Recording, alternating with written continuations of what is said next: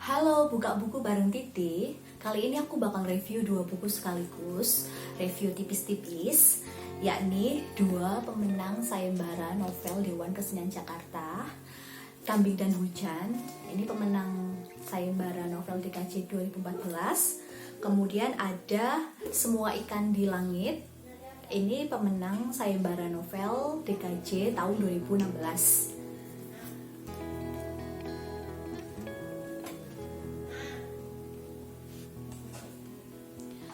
Kambing dan Hujan ini karya Mahfud Irfan, kita bakal manggilnya Mahfud.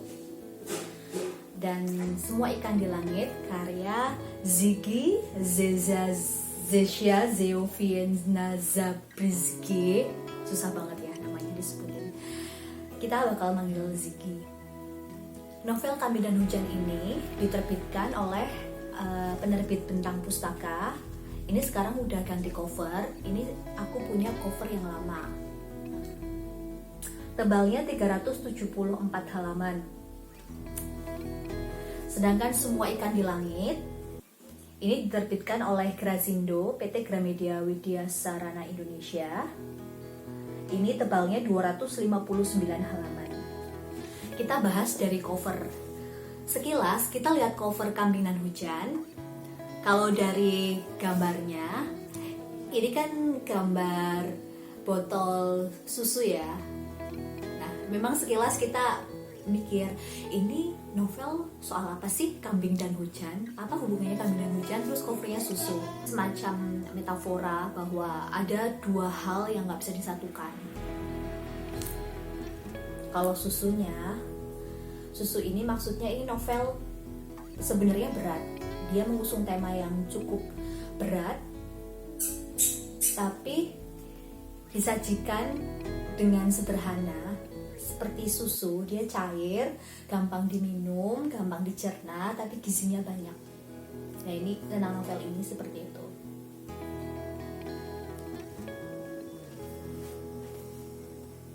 Lalu dari cover, Semua Ikan di Langit ini menggambarkan tokoh-tokoh di dalam novel.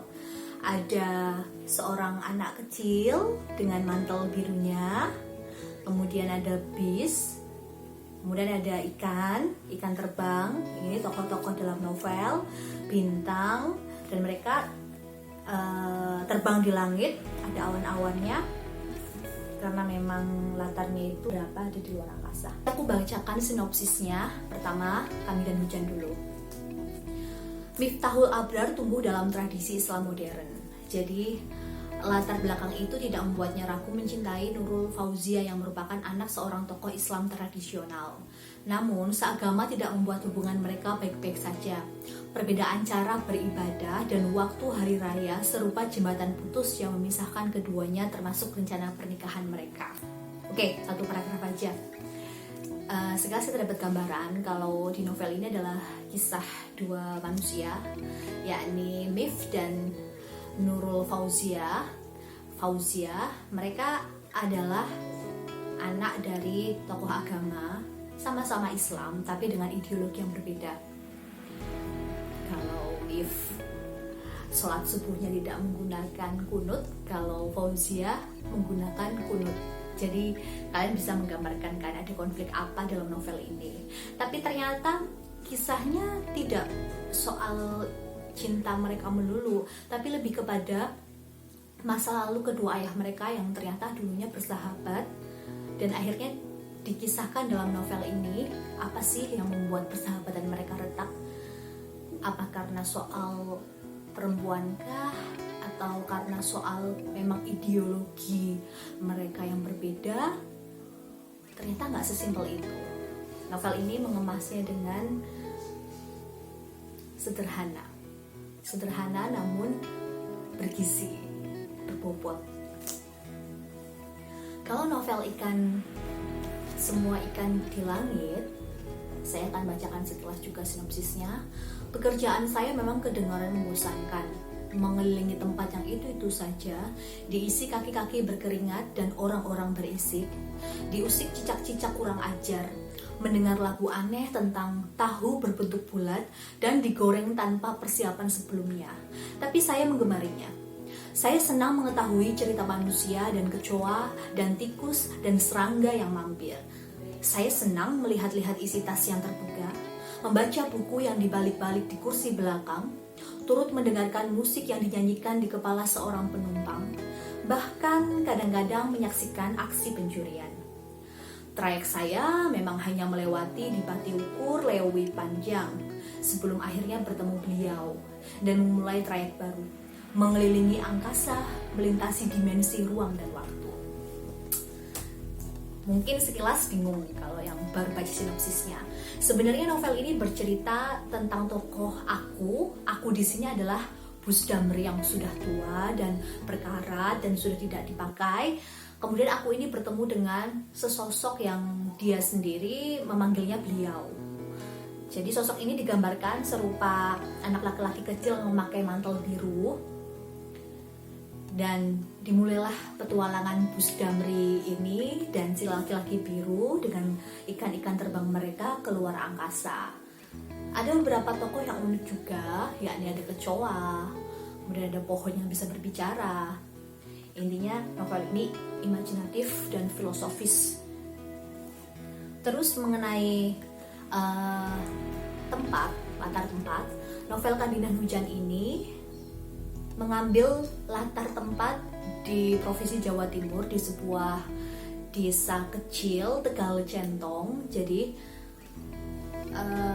menceritakan masyarakat kampung pada umumnya.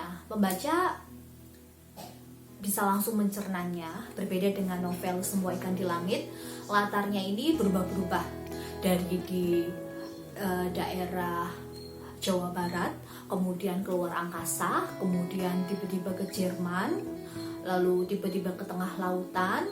Intinya penulis di sini memang membuat kita berimajinasi dengan liar. Novel Semua Ikan di Langit mengalami beberapa perubahan latar tempat dan latar waktu juga, dan penandanya melalui cerita tokohnya. Berbeda dengan novel Kambiran Hujan, ketika mengalami perubahan latar waktu, maka ada penanda berupa font yang berubah. Jadi misalnya font tahun sekarang memakai Calibri, kemudian font masa lalu memakai font Times New Roman. Misalnya seperti itu sih. Jadi ada perubahan font untuk menandai perubahan latar waktu. Novel Kambiran Hujan bahasanya cenderung ringan, mudah dipahami, dan ketika kita membacanya kita seolah-olah seperti sedang mendengar percakapan orang-orang di kampung pada umumnya. Jadi sangat alami. Mahfud ini benar-benar bisa meramu kisah yang sebenarnya berat tapi ringan untuk dibaca. Itu mungkin yang saya suka dari novel Kandilan Hujan ini. Jadi bahasa yang digunakan sangat-sangat sederhana, seolah-olah kita sedang mendengar seseorang bercerita ya seperti ada seorang teman curhat sama kamu dan kamu mendengarkannya dengan enteng dan mudah dicerna. Sedangkan Semua Ikan di Langit, bahasa yang digunakan penulis cenderung filosofis, banyak metaforanya juga, dan beberapa puisi, pengandaian-pengandaian juga banyak dan unik tentunya. Jadi kita melihat dari perspektif sebuah Bis Damri. Jadi ada beberapa hal yang mungkin kadang itu di luar imajinasi kita. Jadi penulis Semua Ikan di Langit ini benar-benar imajinasinya liar dan keren banget. Novel Kambiran Hujan ini bisa dibaca dalam waktu hanya 1 hari. Jadi 1 hari bisa langsung selesai, sedangkan novel Semua Ikan di Langit ini memerlukan waktu sekitar 7 hari untuk bisa selesai, karena pembaca membutuhkan pemahaman terkait beberapa cara penulis itu meramu cerita dengan sangat filosofis. Pada dasarnya kedua novel ini luar biasa ya, karena sama-sama berhasil memenangkan sayembara novel Dewan Kesenian Jakarta. Tapi kalau novel Kandilan Hujan ini disajikan dengan bahasa yang sederhana, seperti sebuah botol berisi susu mudah dicerna, tapi bergizi. Sedangkan novel Semua Ikan di Langit cenderung filosofis dan memerlukan waktu cerna untuk memahaminya. Tapi biasanya kalau ada teman yang minta rekomendasi novel, aku rekomendasiin Kambilan Hujan karena ini novel ringan banget.